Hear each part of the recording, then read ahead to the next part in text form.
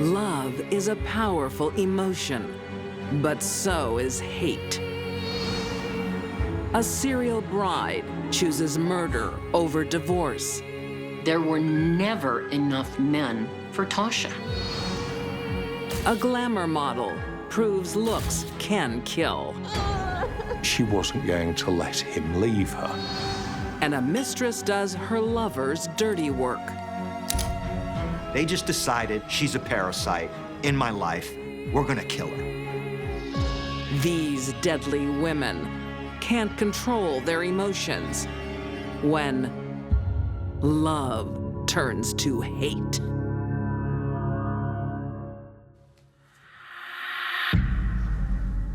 She possibly had what's known as histrionic disorder.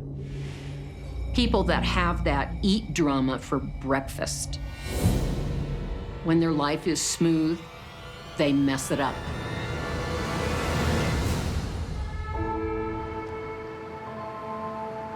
In Columbia, Missouri, 26-year-old Tasha Hesse is a new mom.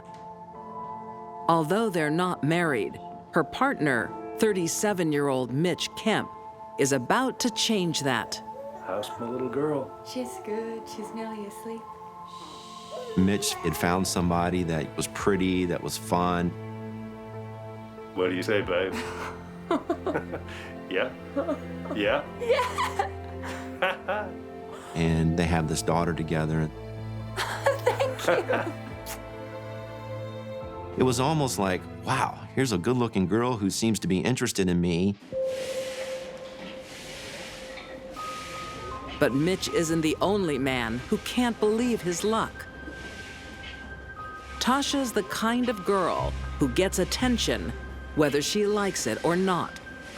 More often, she likes it.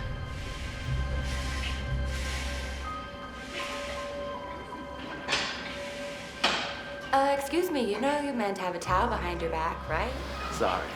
Here you go. No, I'll do it. She used her feminine wiles to get what she wanted from men. It was easy. Is there a lucky man waiting for you at home? Sadly, it's just me and my baby girl, but we're just waiting for Mr. Rat to come along. Tasha Morton's ability to lie is akin to her ability to breathe. Tasha has a devoted husband. But just months after saying I do, she's doing it with another man. As soon as she had a ring on her finger, she started cheating. Tasha's MO was to kind of go from man to man, relationship to relationship.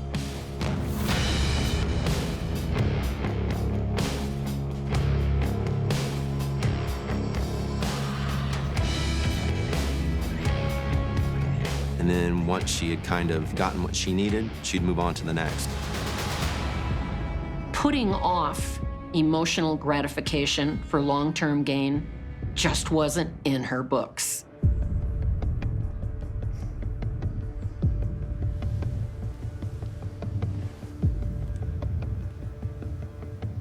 No, I love you, right? Yeah, I had an inkling. I can't imagine life without you. 34-year-old Greg Morton is her next conquest, and he's hooked.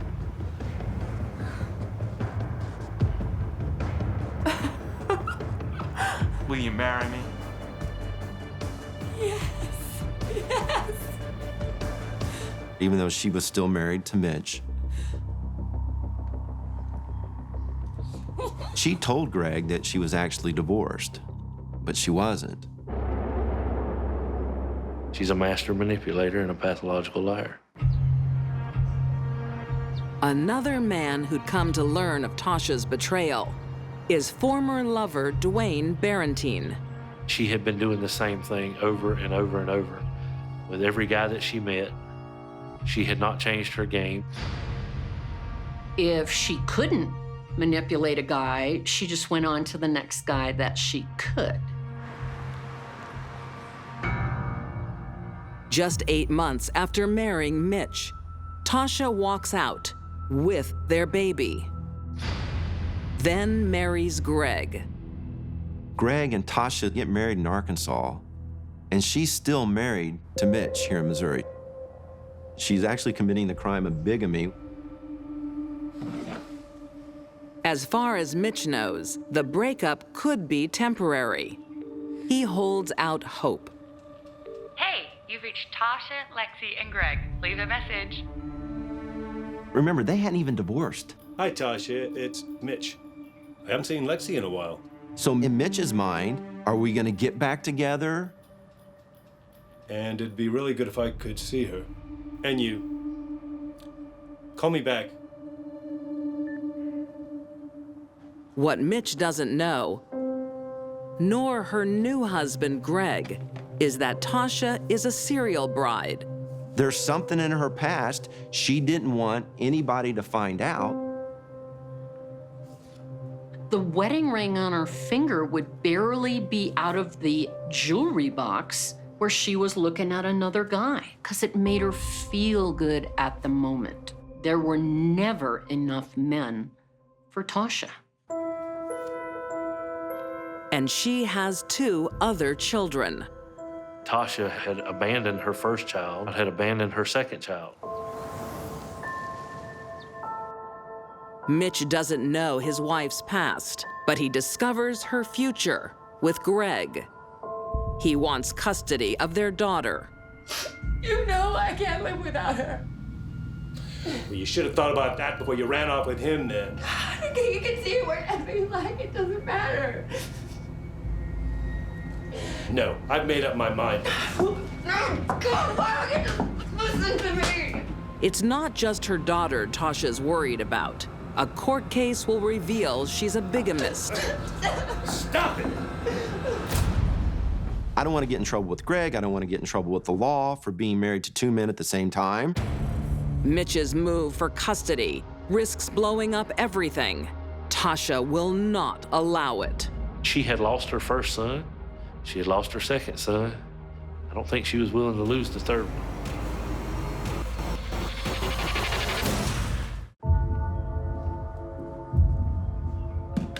Tasha Morton is about to lose everything. She needs to think fast before one of her husbands, Mitch Kemp, claims custody of their daughter. Morning, babe. Maybe her newest husband, Greg Morton, can help. What is it? He raped me 2 days ago. What? And Greg believed her. Greg believed he was dealing with somebody who was a monster. You have to do something. If you say, I've been raped and molested to your husband, a real man's gonna say, okay, you get him over here. We're gonna deal with this. That animal. I'll kill him. She could come up with lies on the spur of the moment.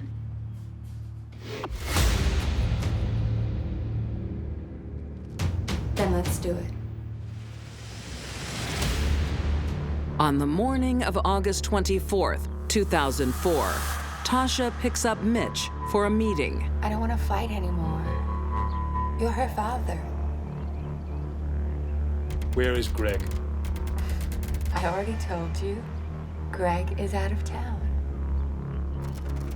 I think Mitch still loved Tasha in some way, still wanted to be with her. It was the mother of his child.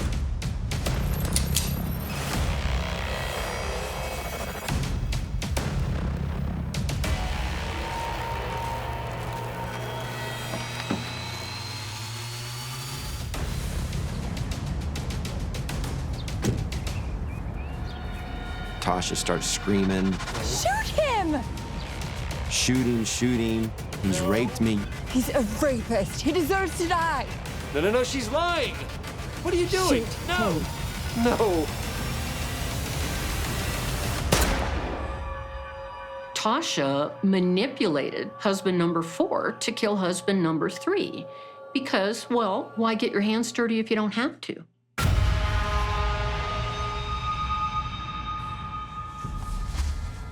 He shoots him 5 more times to make sure he's dead. She knew that Greg loved her enough that he would kill for her.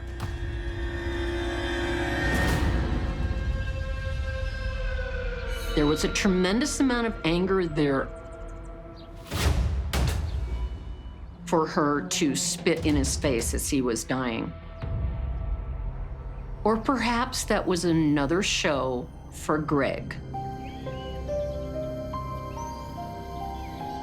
According to the plan, they bury Mitch's body on Greg's rural property. They had already premeditated everything. They put him on a tarp, and they poured the 2 bags of lime over the body. Because that's what farmers do. They pour the lime over a cow when it passes away to keep it from stinking. The pair move out of state to Alabama. Then, with safe custody of her daughter, the serial wife discards her disposable man.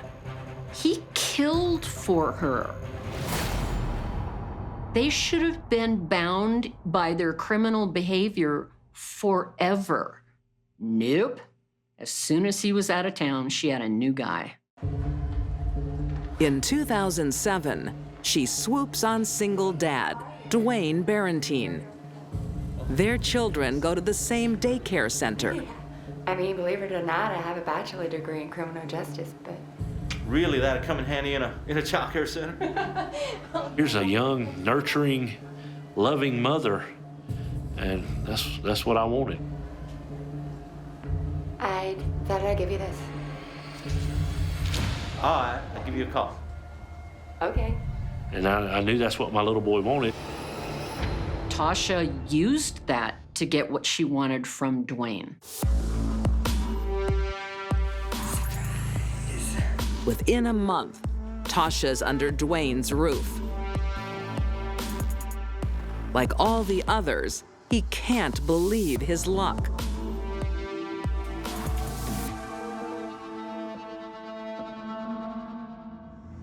Until mail starts arriving with different last names. I wanted to know who I had living in my house with me and my son. It shocked me because the girl's 31 years old, been married 5 times. I mean, why in the hell couldn't you make it work? Dwayne's curiosity is piqued. He searches for his girlfriend's past husbands and discovers one is missing. And here's a family looking for this man, and they can't find him. Something's got to be going on here. The thing Tasha never counted on was, God forbid, the murder victim's family might be looking for him.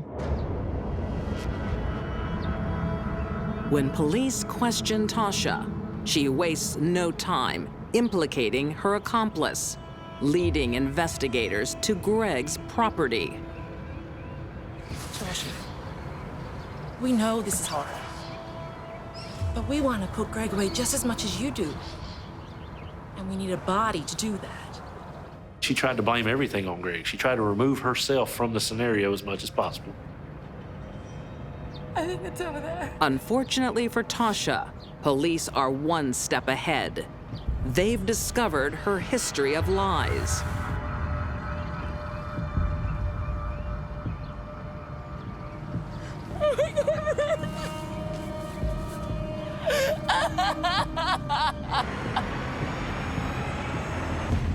And when Greg comes clean, admitting to the murder and why, it's game over.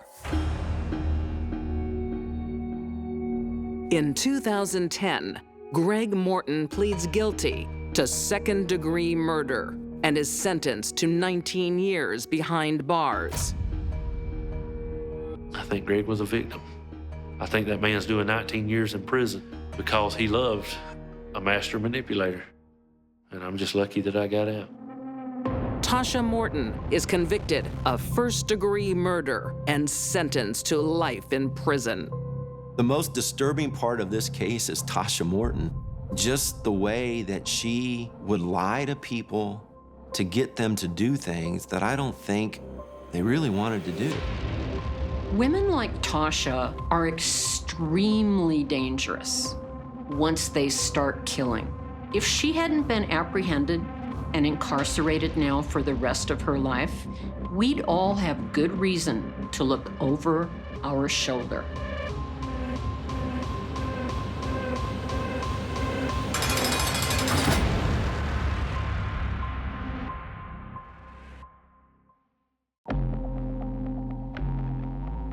Toxic couples stay together because they're getting something out of the relationship, even if it's bad. Hello?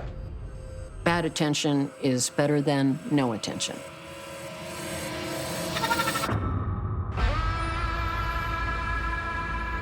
In Nottinghamshire, England, 2007, 20-year-old Elisha Allen is making a splash in the glamorous world of modeling.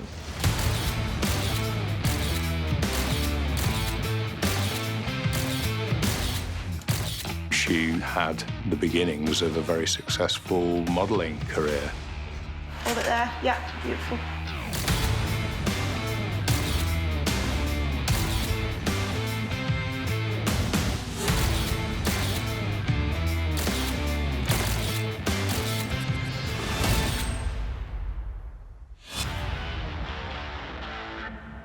Perfect, darling, you're done. Thank you.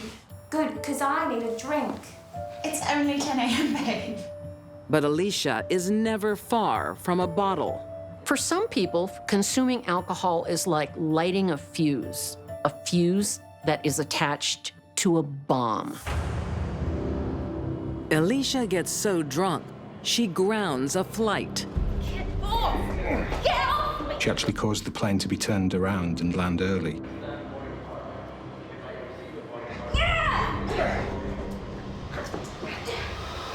This is police brutality! Hey, behave. You're in enough trouble as it is. She attacked one of the cabin crew because she lost her handbag in the toilet. She was drinking the whole flight, going absolutely crazy, kicking, screaming, crawling up and down the aisles. All right, thanks. We'll take it. She was so aggressive, and it was a potential threat to the safety of the people on the aircraft. Getting in alcohol-fueled trouble on an airplane while flying, it doesn't get much worse than that. Alcohol abuse lands Elisha community service, trading glamorous outfits for work boots. But things take a turn for the better when her supervisor introduces a fellow traveler, 34-year-old Carl Bloxham. He was doing a community order for drink driving. We finished along the fence line, so do you want me to move the group down to the next sector? Yeah, good idea. On second thoughts, I'd like you to meet someone. Carl was a stable guy who had the same problem she had, but was doing well. Alicia, I'd like you to meet Carl. Carl's going to be your new probation buddy. He worked incredibly hard. He had good, close, loyal friends who plainly thought the world of him.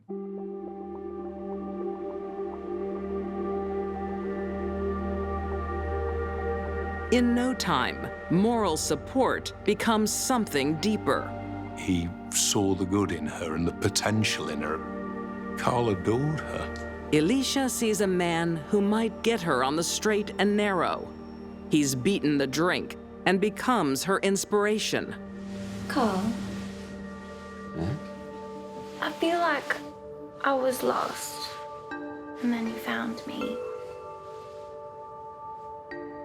Now I'm never gonna let you go. Alicia loved him and was concerned that she couldn't live without him. The couple sets up home, but despite Carl's gentle guidance, in the battle for Elisha, the bottle is winning. Carl had a big heart and he wanted to help her, Alicia. but it was a mistake to move in with her. Alicia, go to bed. He never knew what he was going to find. Alicia, wake up. Go to bed. Alicia, come on. Come on. Come on. Alicia! What was he to do? professional struggle to deal with this. He was never ever going to be able to deal with it on his own. Oh my God, don't. It was way more than he could handle.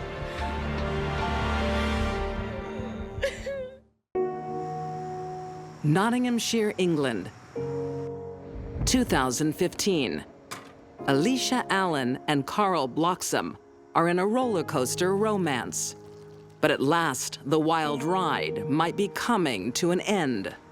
Wow. Am I in the right house? Of course you are. Alicia cut down on her drinking, and this led to an improvement in her state of mind, and Carl hoped that this would become a permanent state of affairs. Just shut up and kiss me. Carl had seen something of the best of her again, and it had reminded him of why it was that he'd fallen for her in the first place. No drinking today.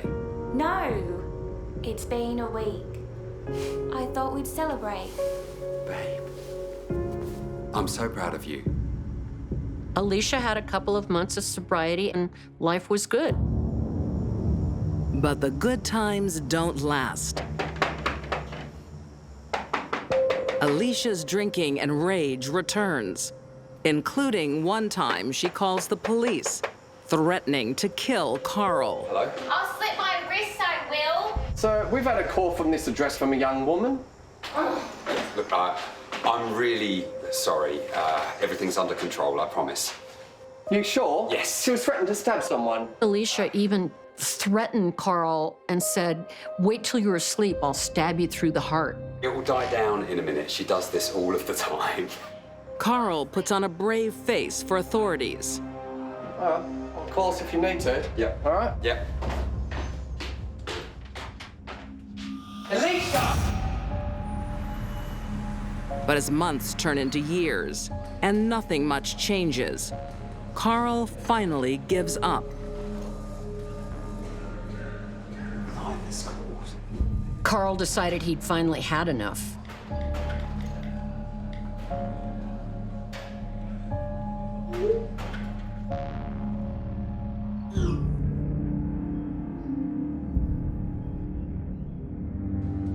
You all right, Dad? Yeah. It's Alicia. I think it's finally over. About time. Dad! Why don't you come and live back home for a bit? Carl was encouraged by his family and friends to give up on Alicia. That he should walk away. Alicia, I'm coming to get my stuff now. I already chucked it into the street. No, you haven't. You can't just walk away and leave me, Carl. I'm coming now. I won't let you! For her, he was everything. He was her life. On the night of July 29th, 2015,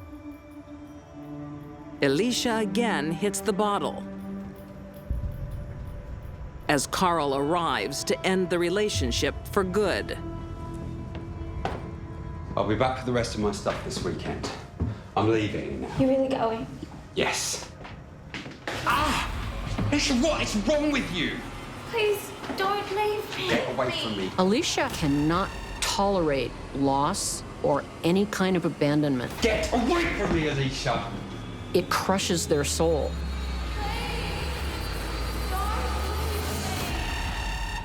She wasn't going to let him leave her. When he made the decision to stop the relationship, he signed his own death warrant.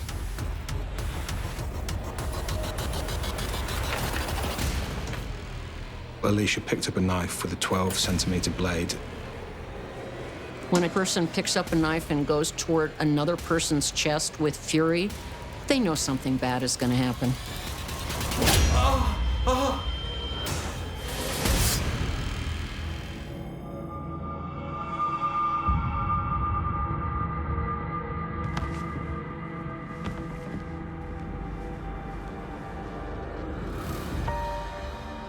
It severed an artery and led to massive blood loss. She's taken away the person that would have never betrayed her. that would always have been there for her, that tried above all else to help her. What's your emergency? I need an ambulance. I just stabbed my boyfriend. Police and ambulance are on the way. He's already dead. After being stabbed in the cardiac area with a knife like that, a person might live for a few minutes, and CPR would not help. He's not moving.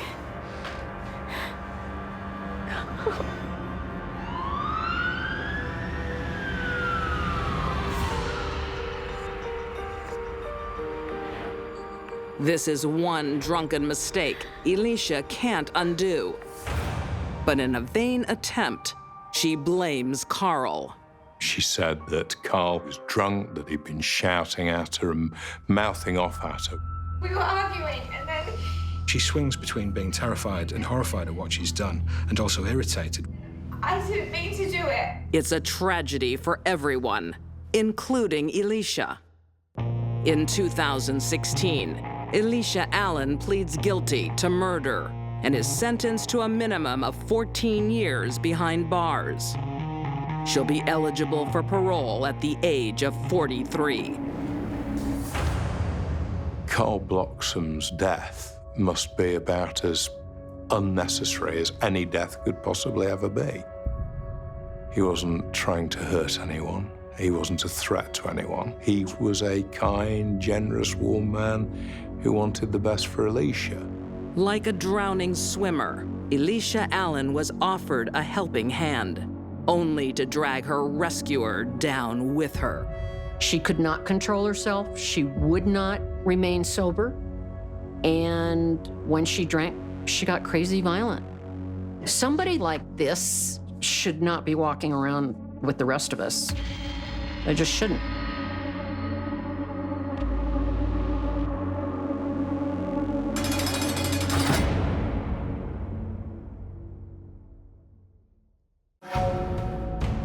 There was another woman and money problems. That's jealousy. That's greed.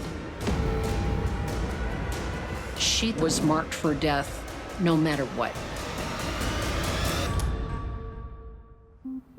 There's no age limit on love. And that's what 57-year-old Raminda Carr is hoping for. But in 2007 in Germantown, Maryland, she's having second thoughts. What's wrong? I'm too old for a blind date, Aarti. You look beautiful. And he's no spring chicken. Raminda was this tiny little woman. She kind of looked like everyone's grandmother, the kind of person you'd just want to walk up to and hug. The widow wants a new start. Ah, there they are. 56-year-old businessman Baldeo Taneja is quite the catch.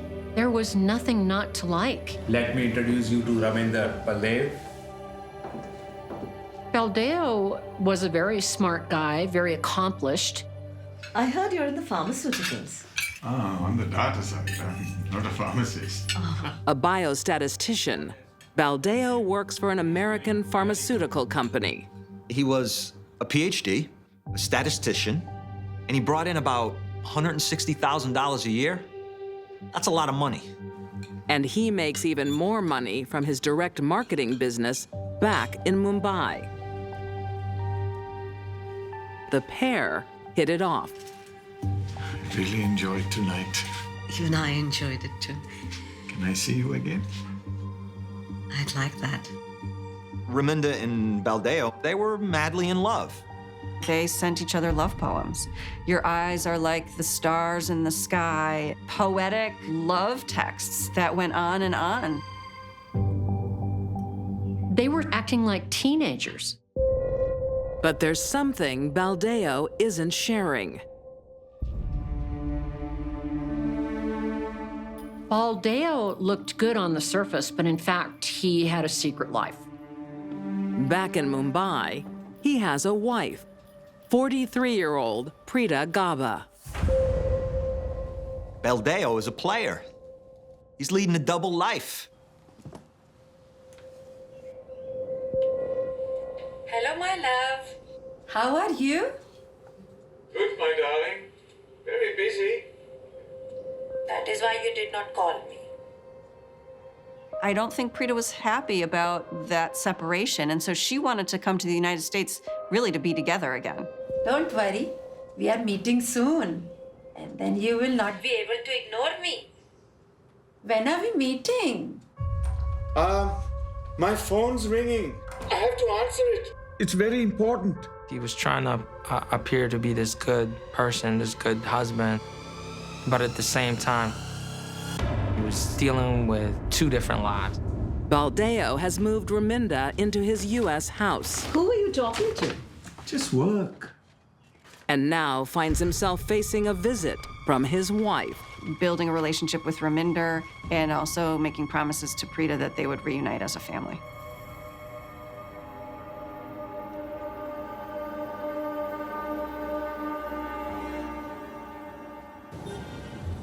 By 2009, Baldeo can no longer hold off his wife. But when Prita arrives with his stepson, she's not welcomed home, but to a hotel.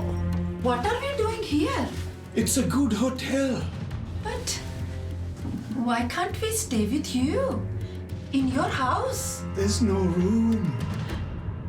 He basically picked her up from the airport, dropped her off, and just disappeared. Hey, you can watch some good movies on that.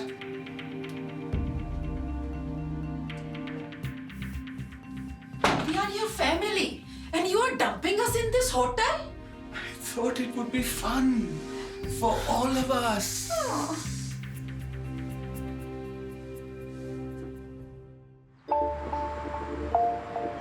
During the entire visit, Baldeo lives a double life. His wife in a hotel, his lover at home. He jumps from one woman to the next woman. That's his style. He may be smart, but he sure is acting stupid. Missed you so much, my love. Baldeo was a completely self-centered person that liked to get whatever he wanted, whenever he wanted it.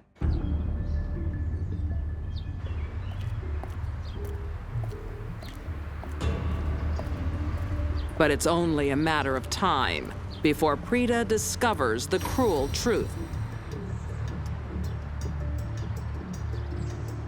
One day she saw him driving in a car with Raminder, and that's how she began to figure the whole thing out. This is rejection, total rejection. Prita's thinking, we're in love. What's going on? Who is this woman? What do you want? Who was that woman? She was just a friend. What? Get in the car. What? A friend? And you were kissing a friend? This is a public place. Keep your voice down. Everyone can hear you. No! You were kissing her! Who is that? Look, calm down. It's okay. Calm down. You are a liar! I've had enough with you. I want a divorce. We are a family! Raminder was pushing Baldeo to divorce Prita and marry her. You can't do that to me! My decision is final. No! It's like, I'm living with Raminda, so we need to get a divorce. You need to go home. Go. She stood her ground. Perhaps that was the wrong thing to do. Baldeo Taneja and his new lover, Raminda Kaur, have a problem. Baldeo's wife. She's arrived from Mumbai, and she's staying. They stalked her together. They want to catch her doing something that they can use in the divorce. They want to catch her with another man. That's what they want to do. Maybe she had a boyfriend. Maybe she had a job she wasn't reporting. It was ridiculous. Raminder was the front person reporting to Baldeo what she saw Prita doing.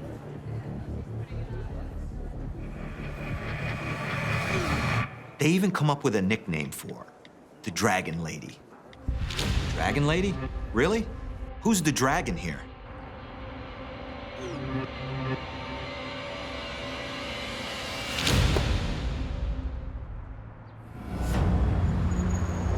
Prita intends to remain in the U.S. after the divorce and demands the appropriate alimony. Prita's divorce attorney said it was one of the most contentious divorces he's ever seen. She strikes a good deal. What's this? It's the amount you're required to pay.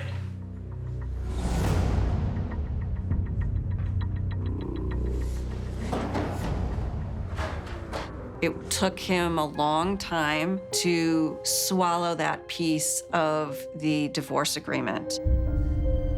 He had to go take a walk outside of the mediation room. He felt like he brought this woman to the United States. He's given her this big opportunity in his mind. And all of a sudden, he has to pay her money. And Baldeo isn't the only one fuming. Raminda sits back and she says, you know what? My life has changed. Because of this woman. She's taking money from us. She didn't like that at all. That festered. Things come to a boil when Baldeo refuses to pay some alimony, and Prita files for contempt of court. Raminder was going to take care of Prita for the benefit of Baldeo. The pair goes shopping.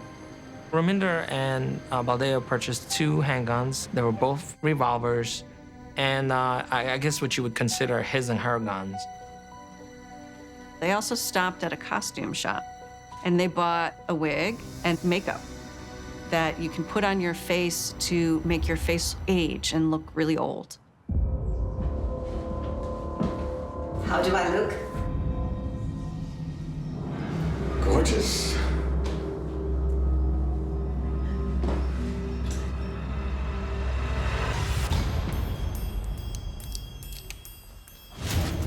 They just decided that woman's gotta die. She's a parasite in my life. We're gonna kill her. October 12th, 2013. Prita is getting ready for work. Okay, beta. Take care. Bye, Mom. Rebuilding her life after the divorce. Single goal in life was to make enough money to put her son through college. She came to work early, she stayed late, she worked on the weekends. She was the most reliable employee ever.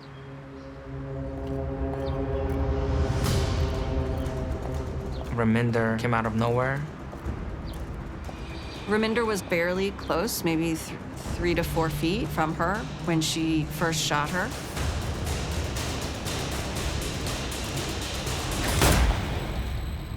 As Prita turned around, Raminder continued to shoot her multiple times.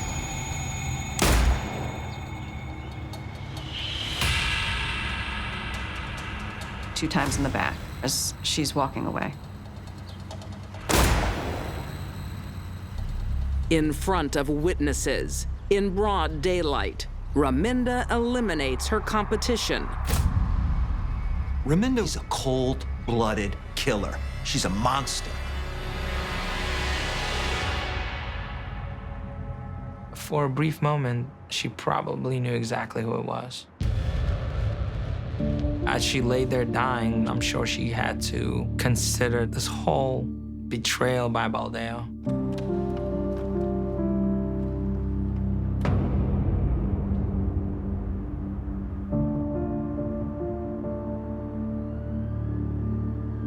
She was executed. This one was executed going to work. But whatever relief Raminda and Baldeo feel, it doesn't last long. They are instantly prime suspects. Step out of the car with your hands where we can see them. Reminder and Baldeo are not natural-born killers.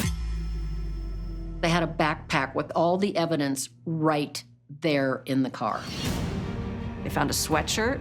They found an unused wig, lots of cash in Reminder's purse, and the 2 guns in the car. Here they are, the two of them driving around still with the weapon they used in a murder. I mean, this guy has a PhD? They did everything wrong. And they got caught. Both are convicted of first-degree murder. Baldeo Taneja receives a life sentence. Raminda Carr is also sentenced to life behind bars, eligible for parole in 2032, aged 81. Ruminda looked and acted like a sweet grandmother. People trusted her. Boy, were they wrong. For Raminda, wisdom did not come with age. Jealousy did. Evil lurks in places where you least expect it. Anyone's capable of murder. This couple, they're in their 60s. They've never been arrested before. And they go from 0 crime to murder.